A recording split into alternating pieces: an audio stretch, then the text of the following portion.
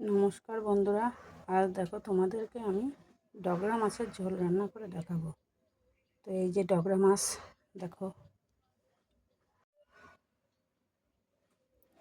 এখানে আমি দিয়ে দেব 1 চামচ হলুদ গুঁড়ো, আর দিয়ে দেব 1 চামচ লবণ। হলুদ লবণ দিয়ে ভালো করে মাছটাকে মাখিয়ে নিয়েছি। আমি এখানে গ্যাসের উপরে কড়াইটা বসিয়ে দিয়েছি। কড়াই গরম হয়ে গিয়েছে। এখানে দিয়ে দেব সামান্য তেল।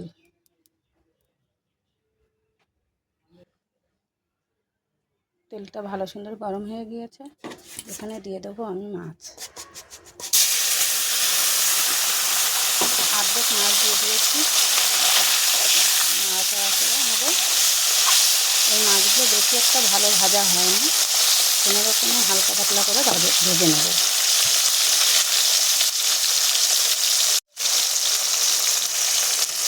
আমি এখানে মাছগুলো একটু নেড়ে ছেড়ে দেবো। মাছগুলো বেশি একটা ভালো ভাজা হয় না, কারণ মাছটা ভেঙে যায়, নরম মাছ।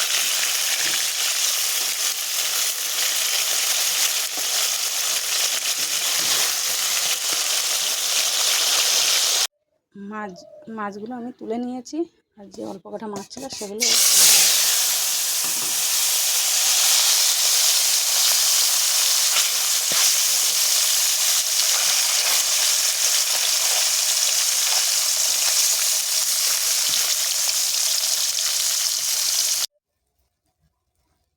ভেজে আমি তুলে নিয়েছি।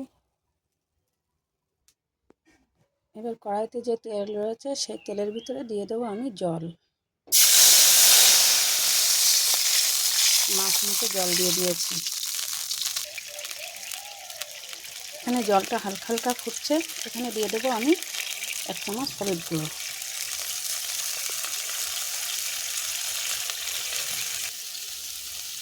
জলটা এবার পুরোটা ফুটে গিয়েছে। এখানে দিয়ে দেবো আমি ভেজে রাখা মাছ। মাছটা দিয়ে হালকা করে একটু নাড়াচাড়া করে দেবে।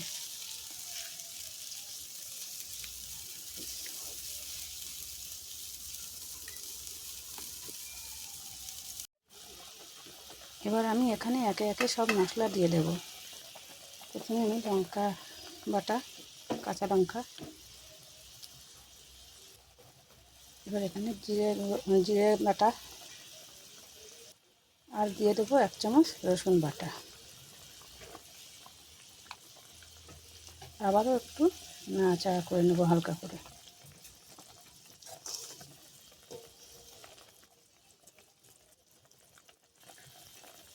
এবার এখানে দিয়ে দেবো সামান্য লবণ, কারণ আগে তো আমি মাছ ভাজার সময় লবণ দিয়েই দিয়েছি, আর যখন এখানে মাছের ঝোল হবে তাই আবার একটু হালকা করে লবণ দিয়ে দিলাম।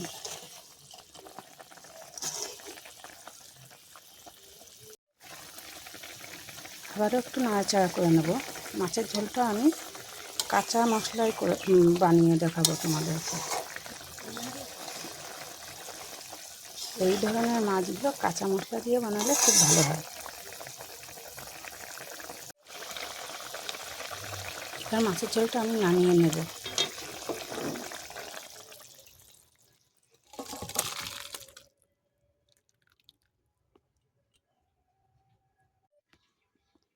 আমি কড়াইটা ধুয়ে আবারও বসিয়ে দিয়েছি। কড়াইটা গরম হয়ে গিয়েছে। এখানে দিয়ে দেব আমি সামান্য তেল, সরষের তেল। তেলটা গরম হয়ে গিয়েছে। এখানে দিয়ে দেবো আমি সামান্য জিরে ফোড়ন। এবার আমি এখানে দিয়ে দেবো মাছের ঝোলটা ঢেলে দেবো।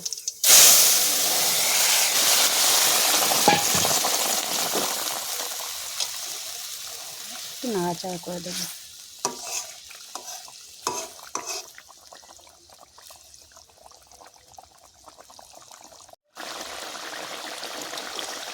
আবারও একটু নাড়াচাড়া করে দেবো।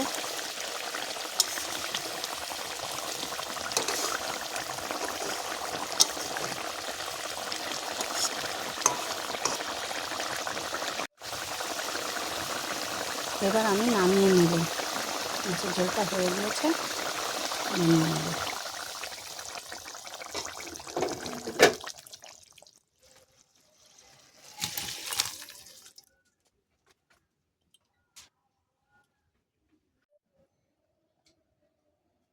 দেখো আমার ডগরা মাছের ঝোলটা হয়ে গিয়েছে। বন্ধুরা, তোমাদের যদি ভালো লেগে থাকে তাহলে আমার চ্যানেলটাকে লাইক, কমেন্ট, শেয়ার ও সাবস্ক্রাইব করে দিও।